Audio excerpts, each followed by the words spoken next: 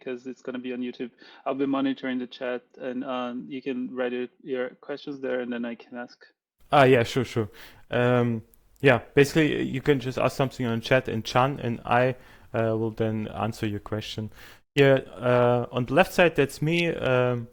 My name is Victor. I'm the CEO of iits-consulting, and I have also a burning passion for DevOps and for Kotlin, for clean code, software craftsmanship, and drinking also beer. I like to enjoy also gaming. So basically on the weekend, I'm playing some games. Currently, we're looking forward for Outriders.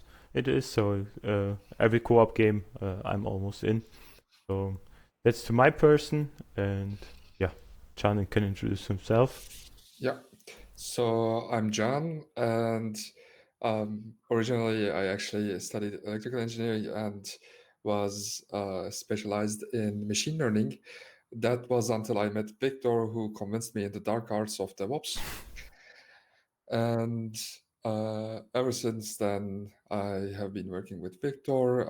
As he explained, we do cloud native stuff. And I'm also a gamer. I play World of Warcraft and Counter-Strike primarily. And yeah, that's pretty much what I do at the moment as well. Yeah, I'm annoying him every time that he should doing cluster with me, and like he's pair programming all the time with me, and we did also this stuff together, and then we come to our problem, or like the description of our problem. In our current project, we had the problem. We had this kind of architecture, so we had some addresses that would be imported into a Kotlin service. And this Kotlin service then would transform the data, save it in a PostgreSDB, and also save the data in Elasticsearch index. And then we had the second service, which was a displaying service for displaying the data over Vue.js for the user. So it should be like very fast searches should be available. So basically you can just circle around some area and say, I want to get all the addresses inside this area. And that's why we use Elasticsearch, because it's like super speedy. You get all the information very, very quick. You can query it very nicely. Yeah.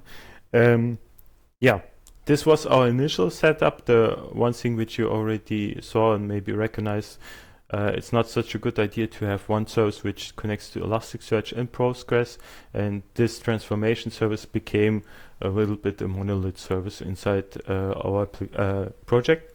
So, and it came to that we had also a different requirement. It was that we should export the data from this Elasticsearch, this address data. We had to export it as VFS and WMS service, web feature service and web map service. This is this here.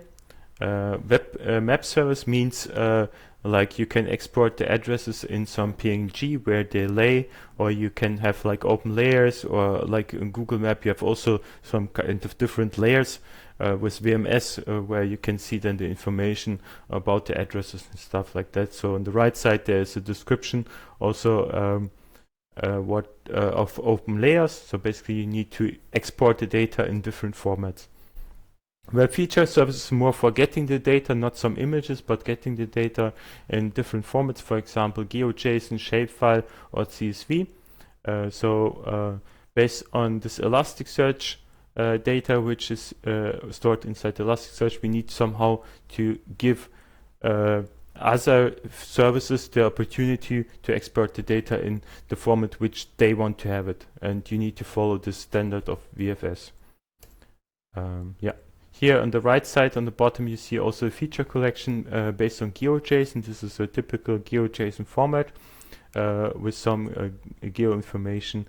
So this is currently a point, so it's one address. It lays in Bavaria. You have an additional information like district, which city, stuff like that.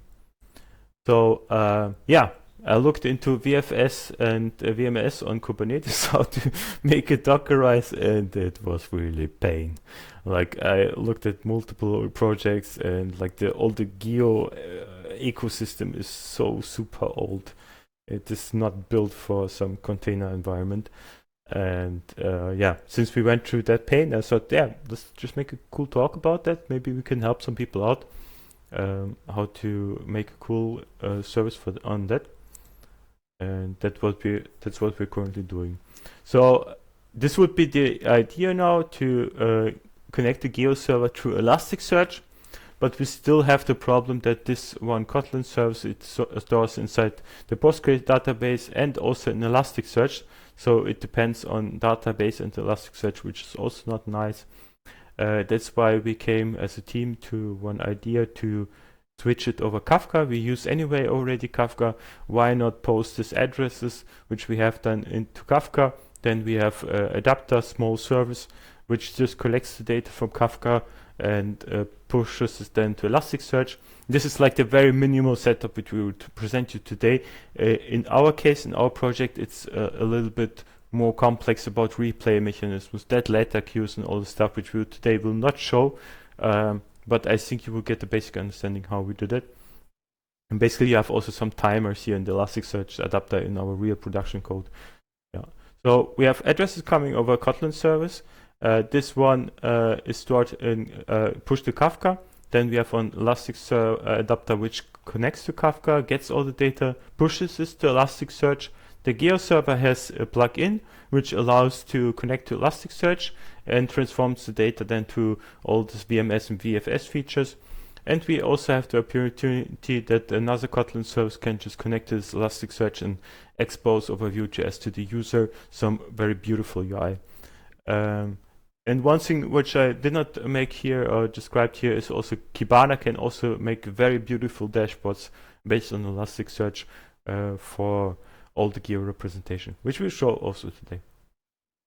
So this is what we currently will build. We will skip the Postgres stuff because we don't want to store it. And we will also export this display service we will not handle. But everything else we will handle now. And it should take around maybe a half hour, and we will set everything up from scratch. And that's where Chan comes in. So first, of course, to deploy our containerized applications, we would need the infrastructure to host them. And we manage our infrastructure with Terraform. And for our real project cluster that we do for our client, we are using Open Telecom Cloud. So we wanted to go ahead and use it for this demo as well. And with Terraform, it was actually really simple. We pretty much took our infrastructure code from the project, and we stripped it down just for demo purposes. And it's basically a small 3-node cluster within its own virtual private cloud. And each node has 8 core, 16 gigabytes of memory. And yeah, it's just a small cluster that we manage over Terraform. And as it can be seen here, we are first creating a virtual private cloud. And within this virtual private cloud, we create our cluster and then add 3 nodes to it. And using the structure, this is really easy for us to set up a cluster in Open Telecom Cloud and also in other providers using pretty much the same code. And as the second part, we are using Helm to deploy our services to the actual. Sorry, we are using Helm to deploy our services to our Kubernetes cluster. And for Helm, we developed our own small in-house tool that we called Helm Charts Manager. It's using a YAML configuration to specify the parameters for our services If you are familiar with Helm, it's collects the Kubernetes configurations in packages called charts, and these charts can be usually configured with something like values.yaml, which allows you to both easily deploy and undeploy your services in terms of collections, and also it allows you to configure them to your needs. Today, for our cluster, we will be deploying, as Victor showed in our architecture, we will be deploying Kafka, GeoServer, Elasticstack, well, formerly called as ElkStack, but since Logstash is no longer there and it's Filebeat now, we will be deploying the Elasticstack, and AKHQ we will use for monitoring the Kafka over a UI. We will furthermore deploy Traffic, which will handle all our internal communications, which I can also show in this slide. And basically, Traffic will, but just by, we don't have a frontal ingress on this setup, since this is just a simple demo cluster. So we will just port forward to Traffic, but all the internal load balancing and internal routing will be handled by our Traffic service. In this case, user or us will push address data in JSON format over Traffic to our GeoJSON seeder application.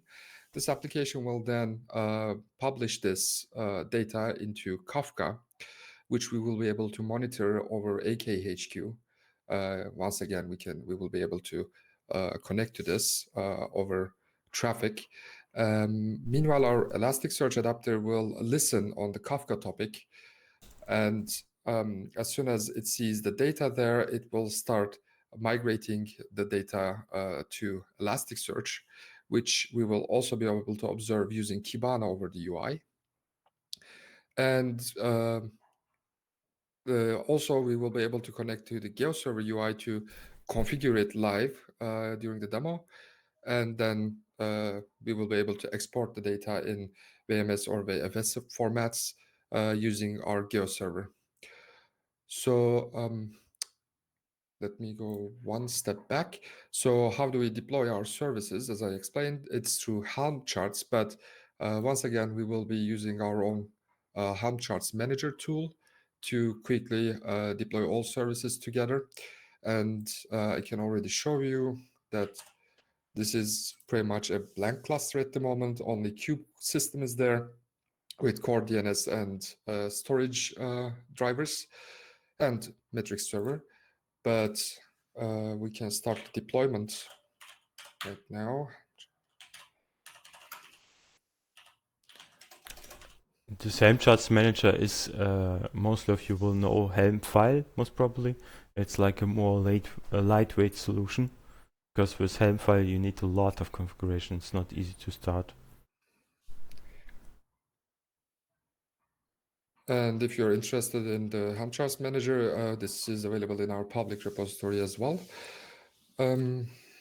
So as you can see, first it runs a plan stage, which uses the Helm diff plugin, and it shows just like pretty much like the Terraform, it shows us what it wants to change, what it wants to create.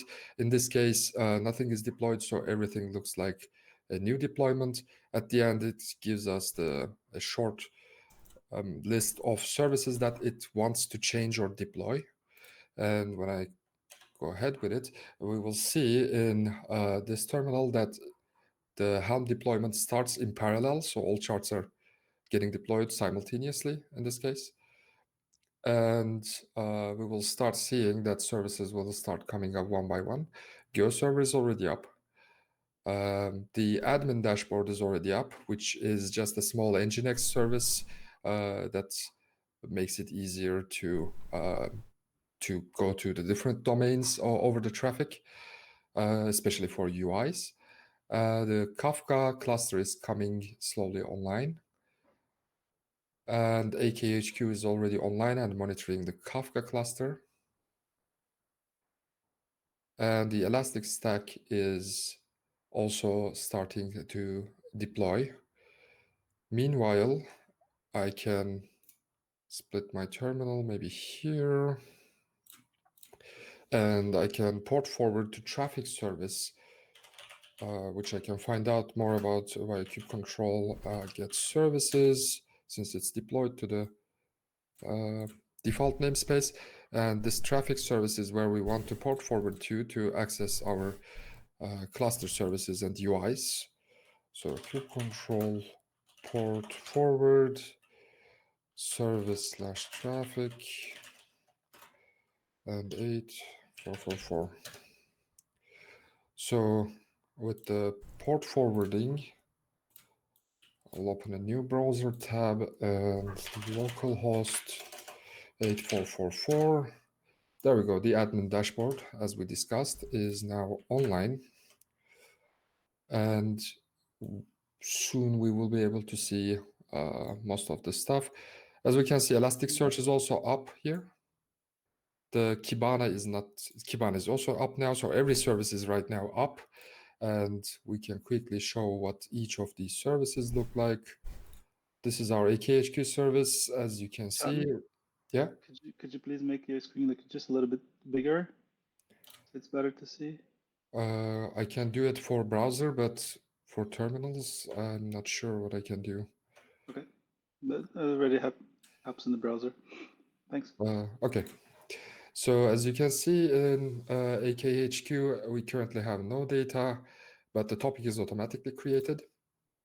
And for Elasticsearch, we right now, this is a blank Elasticsearch. There's no index pattern.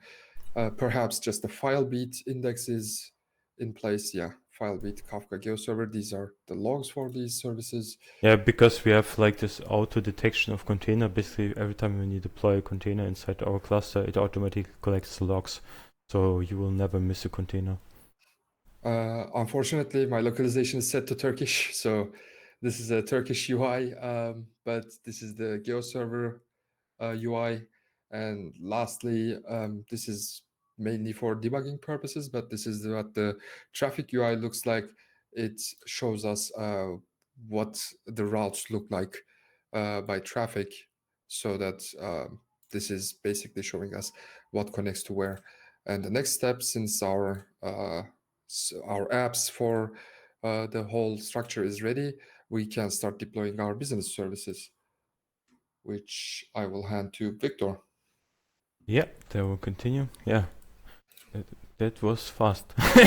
Yeah, we have like this. We have inside the company we have many Helm charts, and this works like a Lego system. So basically, you just choose which service you want to have, and you can deploy them very easily and very quickly to the cluster.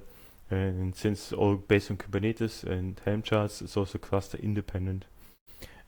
Yeah, for our current demo, I will start sharing again. So what Chan did, now you should see something. What Chan did, he built up the whole ecosystem now, and what we are missing is the GeoJSON seeder and the Elasticsearch adapter.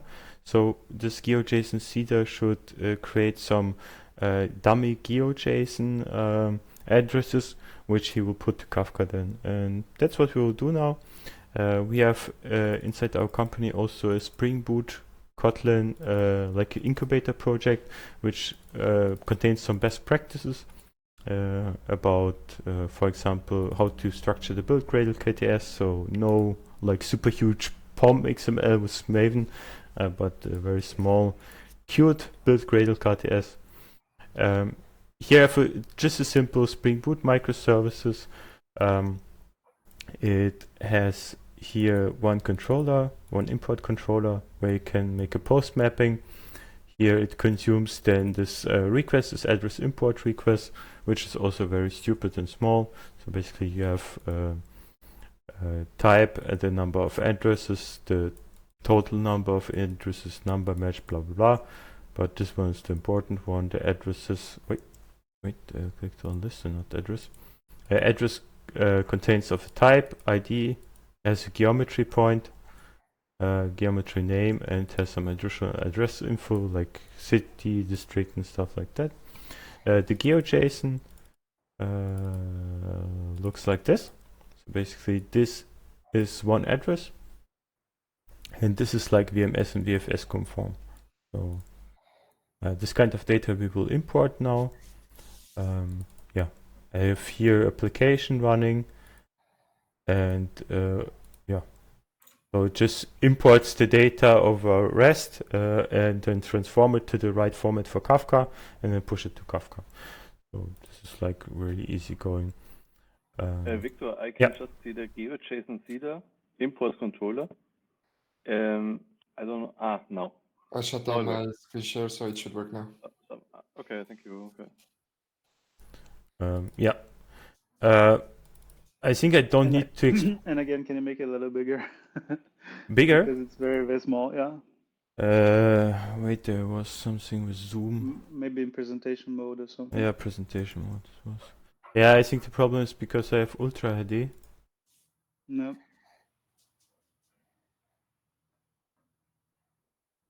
Also not better. That didn't make it any bigger. And just the IDE part, which is not really interesting.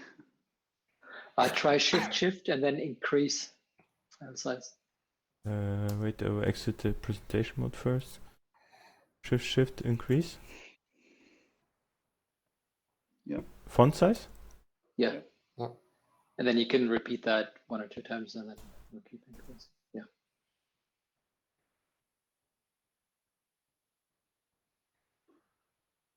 Okay, much better.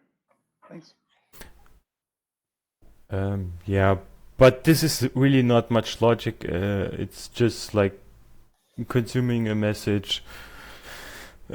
Here over import, Kafka import services sends this address. So basically you have just an import template and then you just send it to one topic and that's it. I'll make no port forwarding and we'll just import some data. So I'm going to kubectl get pods. Currently no services running. We'll now make a port forward for traffic. Kubectl port forward for traffic. SVC traffic 8444. Done. How is your connection? Should I do it on my side or? No, I would just import one data, not all the data. Mm-hmm. Normally we have here application tests, which just makes some mock stuff. But I will import it now to the real to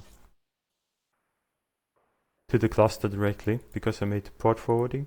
So what I'm doing here now is just one time I will import these addresses, which are here, this 10k of addresses. I will import it over the port forwarding to our GeoJSON to this service itself, and then we'll import the Kafka. But first we need to deploy it for sure, yeah. So I'll go inside. So you say just docker build. Wait, we need to build first on Gradle.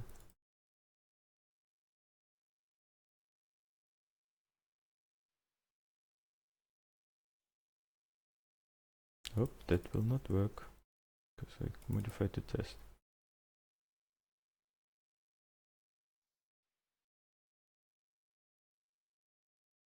Here we have, this is also very cool, we have a Docker file which is layered. Basically, it doesn't build the Docker file from scratch every time, but it just sees what kind of code changes you did and just updates the code changes. So you have very small layers every time that you put on top.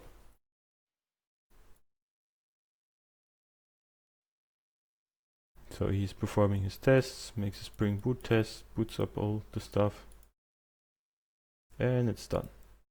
Then we say docker build, create our image. Yeah, I should have pressed bootjar, yeah? That would be like very clever. Okay. Forgot clean. Already Friday. So basically the error was now that I have different jars here. So because I did not make clean first, so I have different jars, and copy doesn't work with jars. So we constructed already so that the build will fail. So we would not have multiple jars inside there. So now he builds. Then we normally you would just tag now. We can also do that. Docker tag zack its geojson cedar and then tag. Normally you would take the git revision and not the docker version. And docker push ets.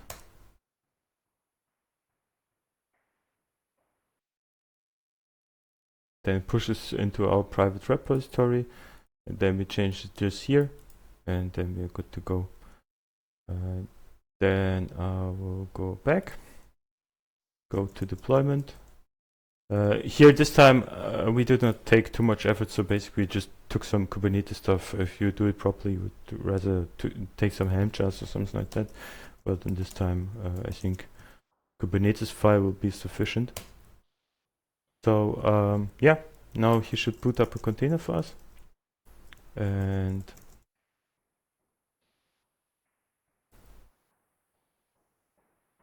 can I also zoom here somehow? No.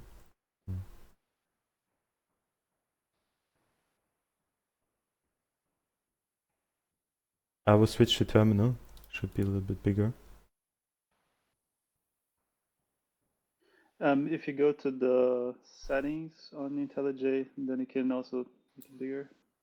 Font, console font. Ah, this one's cool. Zack. Kube control get pods. We see he's currently still waiting. So we make a watch command, kube control get pods, and watch for it till our service is available. I think we have 60 seconds for booting up.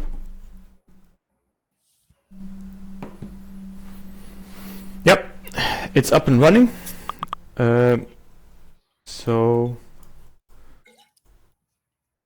I'll make the port forwarding now again. So last time I think you could not see it properly. Port forward, kube control get svc to look at the service one, and this is our traffic one. You see that he has support 8444, and this one we will port forward. Port forward.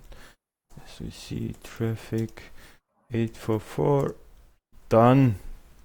Connection is there. So then I need here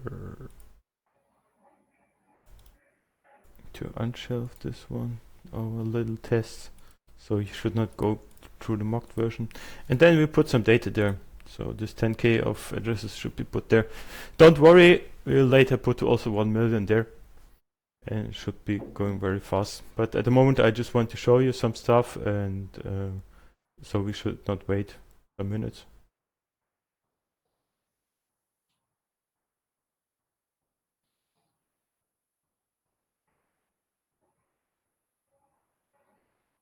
And if we did everything right, we should get some messages here in AKHQ. Ah, you see, there's also 10K of messages. You can also look into that, and then you see here all the information. Yeah, this is cool, but we also want to have it in Elasticsearch, yeah, because in Elasticsearch we currently have no data. So I will open also Kibana. Currently you see no index about addresses. That's why we go to a different service. This one is also very stupid, very small. The only purpose of this service is that it connects to Kafka. So here we have a Kafka Listener, which has a batch listener, so you can there give in multiple addresses, not a single one. This was a very important lesson which I had to learn in Spring Boot. If you do not switch here to batch mode, you can configure here any pull records you want for Kafka, but he will give you just one entry every time. So it gives you every time just from the topic one message. So we had to configure the max poly records, and we had here to set it to type batch. And then we are able to get 10Ks of addresses every time. Here we are putting it into address document. This is the kind of representation which Spring Data Elasticsearch needs. This one, so you need some annotations here. Don't worry, the code we will also host on GitHub, I think. And later in the meetup, I will share also all the links to every code examples. Yeah, so we have this address Kafka port. It connects to Kafka, gets all the messages, and then it uses the address repository to save all the documents. And this is basically it. So we want also to deploy that. So here we do the same. We have in the deployment, we have here deployment YAML. I will not make the Docker stuff again because it takes too much time. I will just say keep control apply -f zack. And yeah, then I do that what I like the most, just watching how magic happens. Watch keep control get pods. And there it boosts up, so we zoom a little bit. It's a little bit too much. Like this should be good. We made the first initial test because he waits here every time till the application is ready in startup. So he connects to some REST API of the service to look if it's available and if it's healthy. And yeah, now it's healthy. So we're ready to go. And now, since he's connected, he should also get the data. So we say kubectl get pods, kubectl logs. We connect to this Elasticsearch service here, to the adapter. And you see here, wait, I need to make it. You see, received transformed file with address without secret, blah blah. This is the ID every time. And he puts this one already everything onto Elasticsearch. That means it should be here. Ba-bam! 10,000 of addresses. So now we have it in Elasticsearch. If you go back to our big picture, we have done everything. Can you see my mouse? Yes, we can see it. Okay, yeah. Okay, so basically from here we have done everything from the left side. We put everything into Elasticsearch, and what we need to do now is make a dashboard for Kibana and also to connect with GeoServer to the Elasticsearch so we can display the data over GeoServer. I will first do the Kibana part and after that the GeoServer part. So in Kibana, it's very easy. You can just go here to maps, create a new maps and say layer, and then say here Elasticsearch data. Oh, I didn't create the index. That was stupid. Stack management, index pattern, create index pattern, addresses. Here we have one match. Wonderful. I don't want time filter, because then you can get in some troubles if you not set the time correctly. So maps and times anyway not so relevant for us. So we make a new layer and this time should find something. Yeah, it found the addresses. So we say add layer. We say Friday for fun. And we want to also export the data from Elasticsearch. So we go to tool tab fields and I select street, postcode, federal, state, district, city. I want to also export. Say save and close. And voila, we have a very beautiful dashboard. We can put like multiple layers on top, so you can also collect some different stuff, for example, houses, areas, I don't know, everything what you want. So from geo information, you can put layer on top.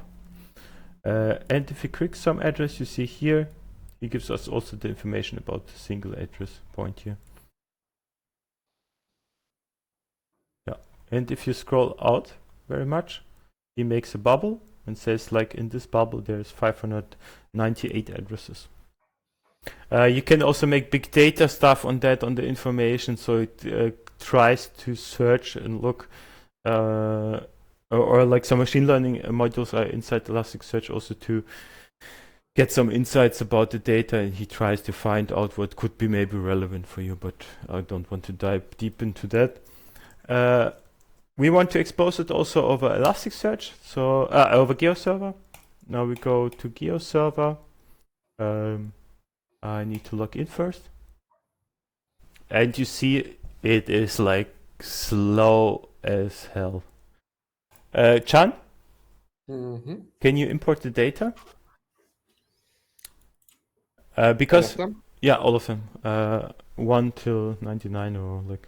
So Chan is currently doing the following. He makes now this loop a little bit bigger. So we import 100 times 10k of addresses. So we'll become. So we'll have 1 million of addresses inside our Elasticsearch. Because it takes some minutes, we try to parallelize. So he will now execute this one, and I will show you how to configure the the GeoServer for connecting to Elasticsearch. Well, let's get out of the rookie numbers then. Yeah. 3, 2, 1, started. Nice. Cool. Now let's see how long it takes. We have now 13:41. I'm very convinced we can manage till 2. If we go to authentication, you see like it's really slow, and it has here some problems with the brute force detection. So basically, if I disable it now, it became super fast. Yeah, GeoServer is a monolith. It's really a monolith because you cannot like make a microservice from that. It's like really also the configuration. It's not configurable over Terraform or something like that. For example, Keycloak we are configuring completely over Terraform. This one is not able to configure over Terraform. There is one provider for Terraform, but it's very poorly managed. So maybe it become at the future possible, but at the moment not. So let's configure it by hand then, yeah? Not by the infrastructure as code, which yeah, makes me very sad, but yeah, sometimes life is like that. So at first we need to create the store connection, but when I go to store connection, he will say I need a workspace first. So create a workspace, and I say it's Friday talk. I need to provide here also URL. Let's say Friday talk. It doesn't matter which one. Say it's the default workspace. Save it. Then I go to stores. Add new store. Here I can now select Elasticsearch. Go to Elasticsearch and I say my data source name is addresses. So description addresses or like information about addresses. Elasticsearch host. We will see here kubectl get s4c. There we see that we have here Elasticsearch available as a service definition. We use the external name because Elasticsearch is hosted in a different namespace. So we say here Elasticsearch. Port is matching. A username password for our case here. This time we didn't enable it. Index name I forgot. Yeah, sure. This is addresses. I hope the index name is correct. Index management. Yeah.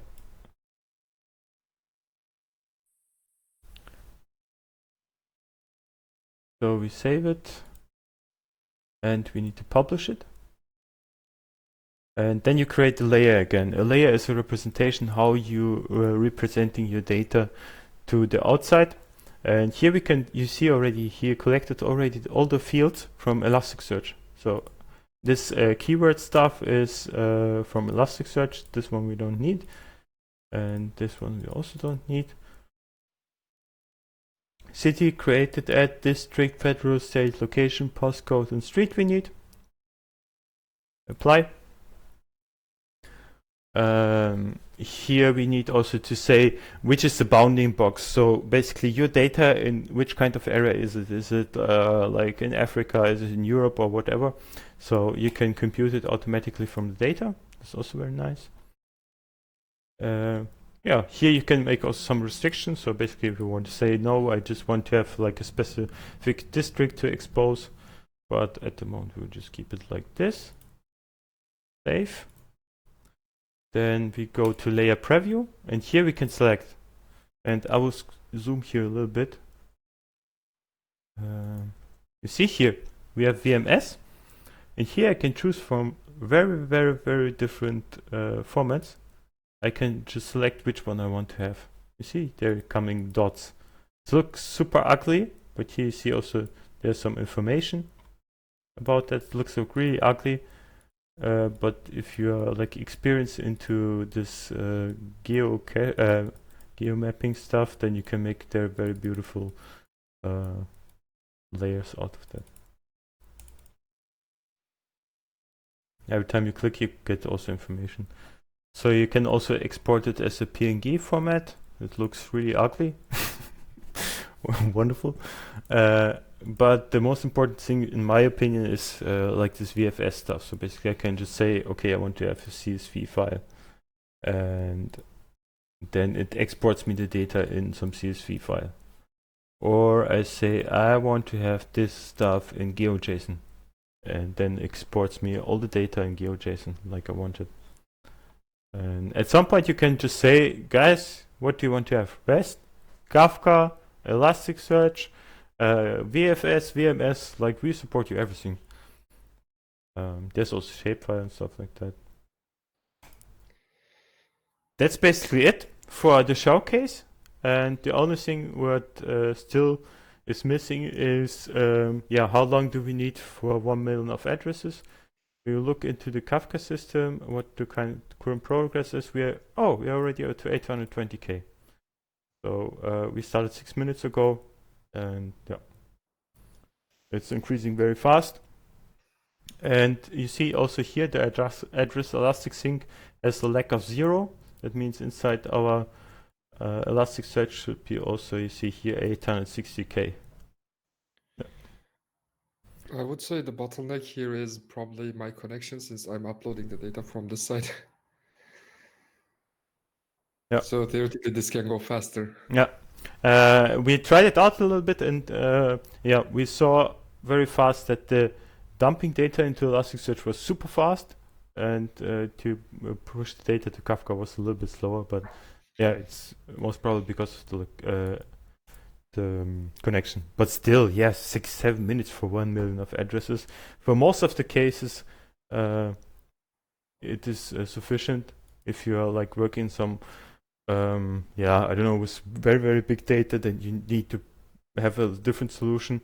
But yeah, this is anyway just a showcase, which we set up in some minutes. Whoa, 1 million. So there we have it. Yeah. That was basically it. We reached our goal. We exported the data over Kibana, over GeoServer. We use Kafka for that. The cool thing is, like, if somebody's interested into these addresses, he can also connect to this topic and can also grab all the data which he wants. 1 million.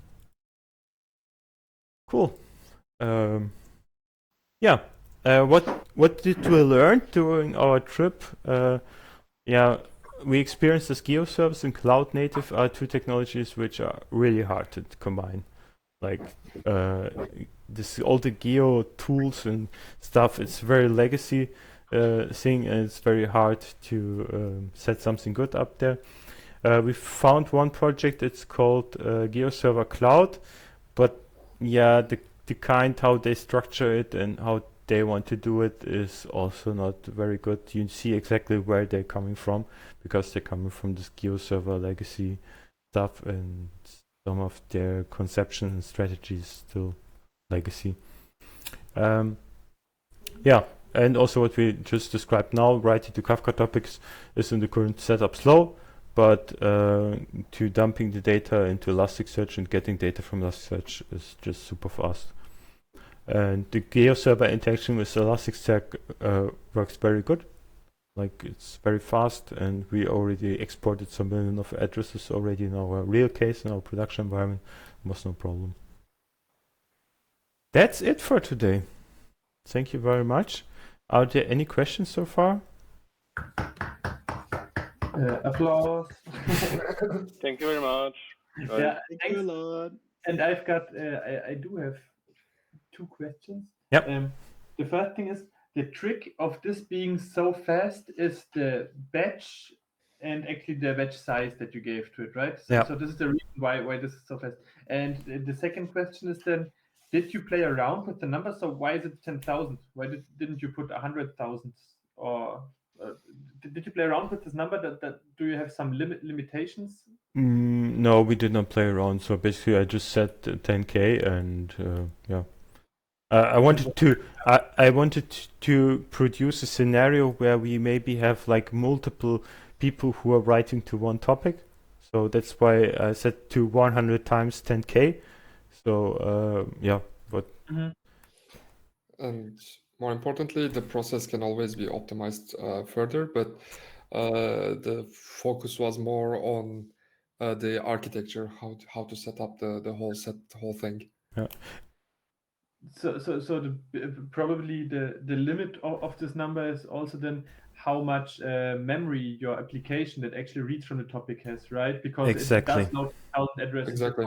Okay. Yeah, if you're importing 1 million of addresses, it can become very slow. So I think it's better to chunk some into reasonable size. Yeah.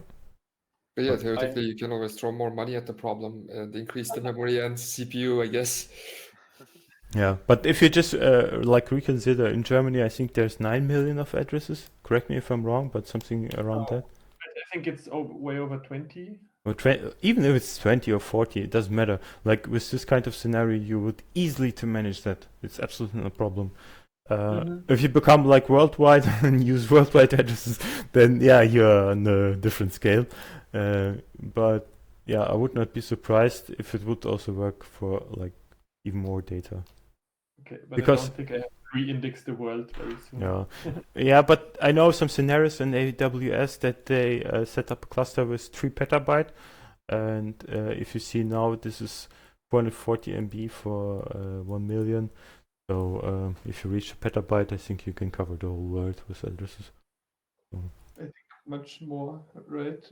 If I extrapolate correctly in my head. No. Yeah, cool. Victor, there's a question for the chat. Will you share the slides? Sure. Because you're lost in internet connection. Yeah, we'll post a YouTube link and also share the slides. Correct me if I'm wrong, Jesse, but we're posting a YouTube link, yeah? Yeah, we'll post the YouTube link, and then we'll post everything on the Meetup page. Cool. I have one question. So you changed to batch processing in Kafka. So how does the acknowledgement work? Do you know that? I mean, how do you acknowledge your consumer if you have, let's say, one message had an issue and you get 50 messages? So how would this work out? We didn't look at that because I did not also activate the manual acknowledgement. I just used the auto acknowledgement. I'm still sharing, yeah? So I can just show you the port. Yeah. So you see here we have no acknowledgement also here. We have just auto acknowledgement on Spring Boot. Maybe so the normal behavior would then be to so that if we get an error while working on one of those batches, then basically it would try to restart the processing on that part and but not go any further, right? you have different kind of solution, because what you can also do is you say 99 or 9,999 went through and one was failing. You just put this single one again on the topic on top of that, you know, and the 9,999 you just acknowledge. Also, how you can solve it. In Kafka, you have multiple options how to solve the problems which are coming. So. This is almost the same pattern as the dead letter queue. You have also, there's a pattern which is called dead letter queue, where you put the messages which was not successfully parsed and acknowledged. You put them on dead letter queue and just re-trigger it again after some periodical time. Yeah. So I just wondered how it works theoretically, because you always have can just save one offset per partition which you already consumed. Yeah. So this is why So I'm wondering if you can acknowledge half of the batch and then continue after half of the batch if you have big batch sizes. This is what I'm wondering. I don't know. Maybe Igor can. Actually, you can't. No, actually you can't. Ah, You see. have to basically redo the whole batch, but you can do different kinds of options. Basically, you can do something like fire and forget. So just fire everything, and you doesn't care if that gets accepted or not. And on the other side, you can get, for example, another topic which sends the acknowledgements. And if you don't see some acknowledgements after some time, for example, you could just redo it again. One of the options. But usually, in this setup, if it fails, you do the whole batch. No. Okay. So, but yeah, usually I think you would use this batch just for data. I mean, for fire and forget data. Usually, I think, because I mean, then usually it's not so important if or how it's acknowledged. I think for if I have this other kind of data which is where it's important that it can never fail, then perhaps I would just use not batch processing but single processing.